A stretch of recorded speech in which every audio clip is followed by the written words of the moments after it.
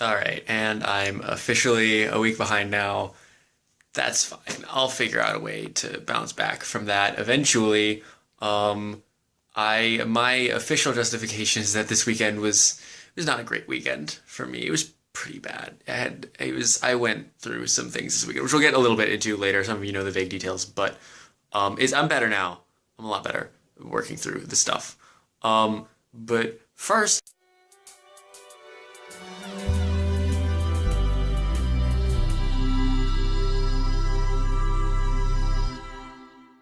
Let's talk a little bit about Devin and I went to see the Proto Men this weekend.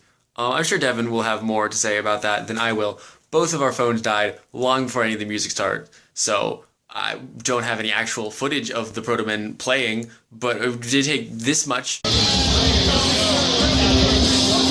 just to prove to you that it looks like any other live concert video you've ever seen. I'm pretty sure you can imagine it, but basically the Proto Men themselves were awesome. They were rock gods. Devin is going to have more to say about that. But today, I think I mostly want to talk about what I have learned this weekend about communication. So first of all, we can all pretty much agree communication is really important for any two people who want to get along, or any group of people, right? That seems like a non-controversial statement to make, but also I think that it's really easy to misconstrue the ways that communication goes wrong. Like, I think when you hear, like, you picture the concept of miscommunication, you see, like, people yelling at each other and people who are lying to each other and, like, kind of these big, broad, like, malicious things.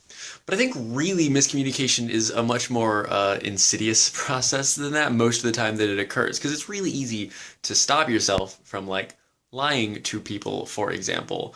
But I think most of the time when miscommunication actually occurs and causes problems is when, for example, two people assume that they know what the other one is thinking when they don't, or when something doesn't seem like a big deal that needs to be said, but then it actually is, and you have no way of knowing that it is until it actually becomes a problem, or maybe somebody doesn't want to say something about I don't know, they have some thought process that needs to be said, but which they haven't kind of finally formulated an opinion on, so they don't want to talk about it yet because, they don't want to put forward what they're feeling before they can properly articulate it, which makes sense, but also causes miscommunication. Basically, what I'm trying to get at here is I think miscommunication generally comes from very benign, very non-malicious sources. I think the two big things that you need for communication, which are hard, are you need initiative, because communication, it's really easy to just not talk about things, and you have to kind of step up and do it without being prompted, because it's really easy to let things just sit there and not get discussed, and that can cause problems.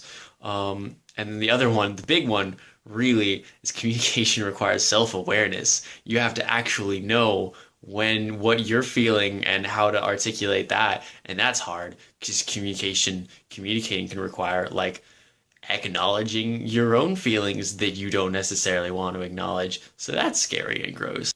And I think really the biggest thing that makes it difficult is because sometimes in order to make things a lot better via communication in the long term, you have to make them a lot worse in the short term. So that's difficult and complicated. Was this a vague enough vlog? Did I say enough things without really telling you guys anything? That's fine. So yeah, basically, this weekend there's a lot of communication that was previously missing in my life that was introduced into it, which has been difficult for the last few days, but which ultimately is already definitely giving way to a much healthier, clearer situation in my life than would otherwise be there. Yeah. Excited to see you guys on Friday. P.S. In response to Ben and Kyle, welcome to the vlog. I don't know if anybody else feels weird about the people being on the vlog, but I feel pretty good about everybody being on this channel. I think that's fine. I realize that you guys can't commit to doing it every week, but I would be okay with you guys continuing to do things. I think it would be cool to see what you two are up to. Also, Ben, did you, like, watch all of our backlogs? You were, like, making references to things we said in other videos. Did you watch all of them? That's insane. Who are you?